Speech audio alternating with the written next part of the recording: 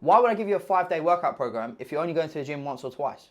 I can't tell you how many times I've searched for the Osmo Pocket 3. We're going to run through 3 reasons why your 2025 has not gone to plan. Full leg day and reaction / voiceover for you. I don't know if you can see that. Boys, we need to be making this gym a nice, safe environment for the ladies. Graciously getting into this machine.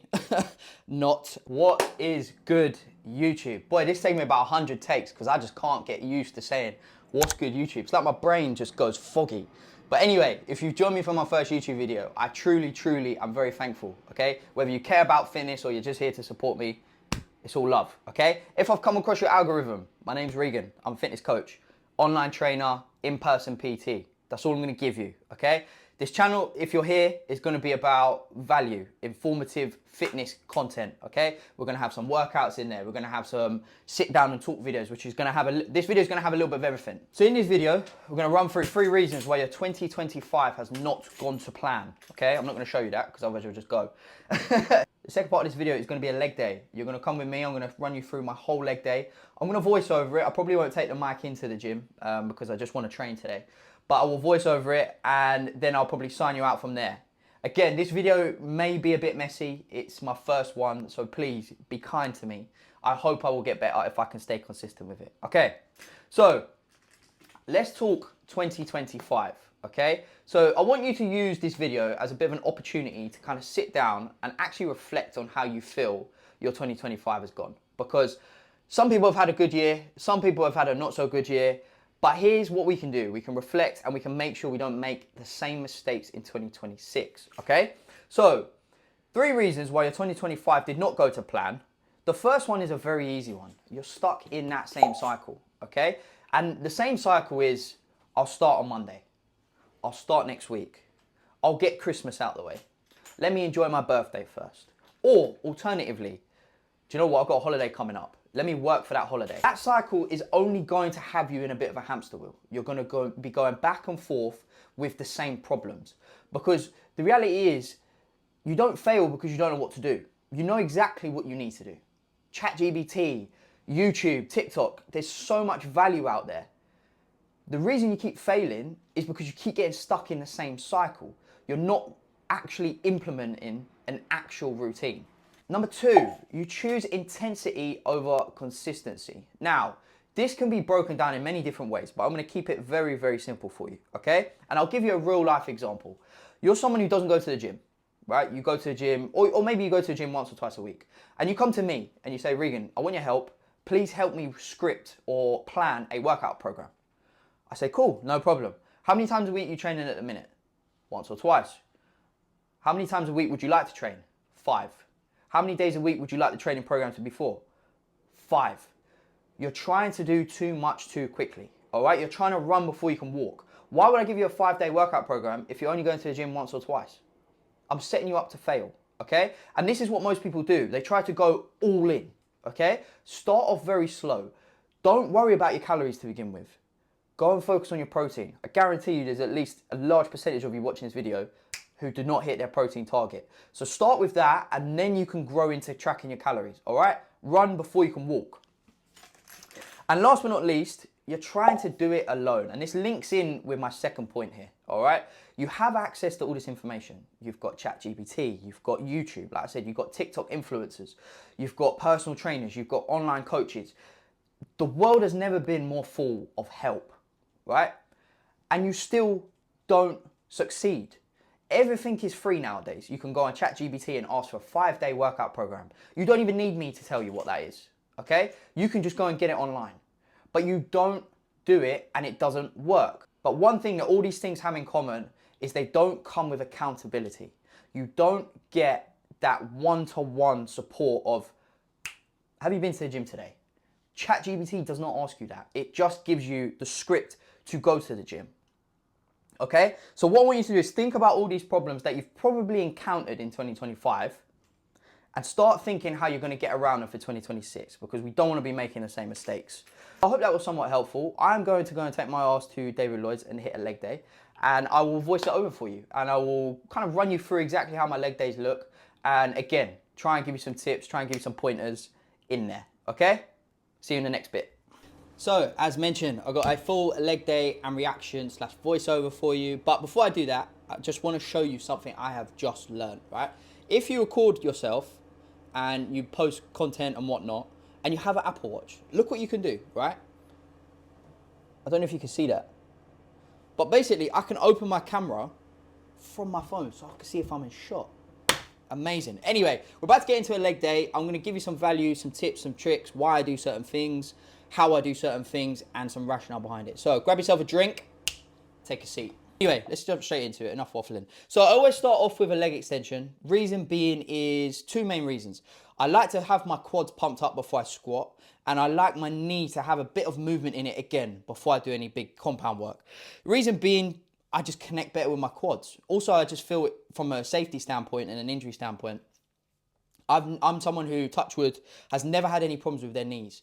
And this is the approach that I've always taken. I've never worn knee sleeves. I've never worn knee wraps. And I don't know, whether it's this or not, I know this works for me, so this is what I do, right? From there, I'm over into the adductor machine. Again, graciously getting into this machine. Not, but I am using this to kind of open up my hips, right? Again, this could come later on in the workout, but again, it's kind of supports me when I do my bigger movements, specifically the squats, because it's allowing me to kind of open up my hips, get things moving around there. So when I'm hitting my squats, my depth is good. And you'll see that later on in the video. And depth has always been, again, not blowing my own trumpet, not necessarily something I've struggled with. And I think it's kind of just because I take my stretching very seriously and I take my warm-up movements very seriously. From there, again, you're thinking third exercise in, are we going to squat now? We're not. We're going to go and warm up the hamstrings. Now, again, you're probably looking at this leg day thinking, is he going to have any energy left by the time he gets to his squats? Well, the answer is yes, because I've done this for a long time, this structure. And the reason it works well for me is because I can manage my fatigue levels going into the squat. If you just suddenly start doing this tomorrow, you'll find that when you squat, your legs are going to be heavy, right? One tip I want you to take into your next squat, get them damn shoes off. Unless you're rocking flat shoes, and I'm talking Converse, lifting shoes, Vans, any sort of Nikes where you can see on the screen, I don't know if you can see them, but I think these are P6000s. Cushioned, nice and comfy, exactly what I want if I'm on my feet all day, but not what I want if I'm going to squat. And the reason being is because it's essentially like you're squatting on pillows. Squidgy, soft, not what we want, okay? Second tip I want to give you when you squat here is elevated heels. Now, what you'll see is my knee is traveling very nicely over the front of my foot. Now, could I do this without the plate on the floor?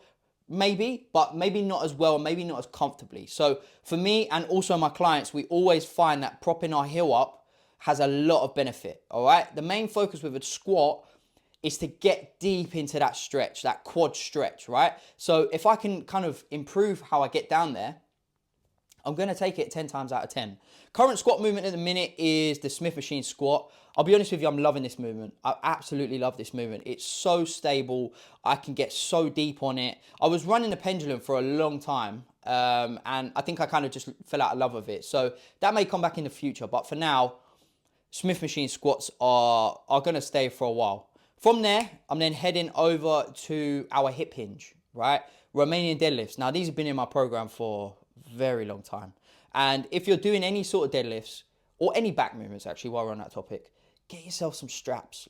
Your back, your lower, it's always going to be stronger than what your grip can manage. So don't limit yourself, all right? Or chalk. Liquid chalk's pretty good as well. But again, main focus here, keeping the bar nice and tight to my body, hips back. Once I feel that stretch on the hamstring, I can't go any lower, I'm back up, all right? We don't want this to turn into a conventional deadlift. So we're looking at limiting the amount of knee bend that you're putting into this movement, okay?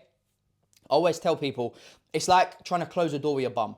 That's all I want you to focus on. So just shifting them hips back, bang, get back up, all right?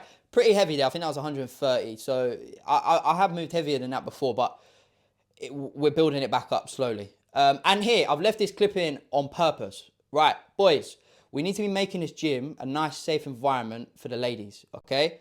Don't be making them feel uncomfortable in the back of your camera if they don't want to be in it.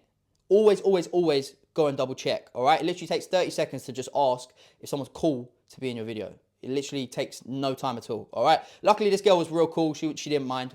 She said she was filming or whatever herself. So, yeah, then we're into our final movement, okay? These are deficit lunges. Very new movement for me, this. I've done lunges before, but never really had deficit lunges in my program consistently. And I'm still figuring it out, which is why I haven't loaded this weight up massively, and I don't take this to failure either. So it's a movement I'm going to take my time with, just to try and get the balance aspect of it as well. Look, as well, this girl, bless her, I think she was waiting for me to finish my set because she didn't want to come in the shot.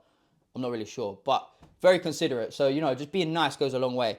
And even if she came in the shot, I wouldn't have minded anyway. But yeah, so I always start with my weaker leg here, and then go on to my stronger leg. But the deficit is really important here because what you're looking at doing is creating a nice gap or a nice bit of depth into your glute. So you'll see I'm really stretching that glute as I'm dropping that back knee down.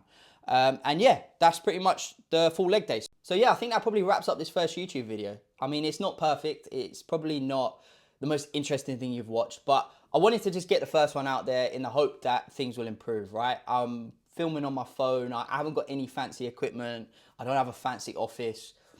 I just pick up the camera, put the mic on, and we get to work, man. And, you know, a camera is definitely on my to-do list. I can't tell you how many times I've searched for the Osmo Pocket 3 just to check the price. I can't pull the plug on it yet. I don't know, there's something in me that feels like I need to earn the right to get a camera like that, which sounds really stupid, I know, but that's just how my brain works. So we're going to run with the camera for a little while. I hope the quality is not bad. I hope you found this somewhat valuable. Again, it's not going to be for everyone, this long form content, but if you enjoyed it, please drop me a follow, drop me a like, drop me a subscribe as well, which is crazy to say. But yeah, I don't know how many of these I'm going to be pumping out a week, if a month. I don't want to set myself a goal that's unrealistic. I'm very busy at the moment with clients. So yeah, I will get them out as and when, all right? But nonetheless, if you've stayed this far, I truly appreciate your support, and I'll catch you in the next one.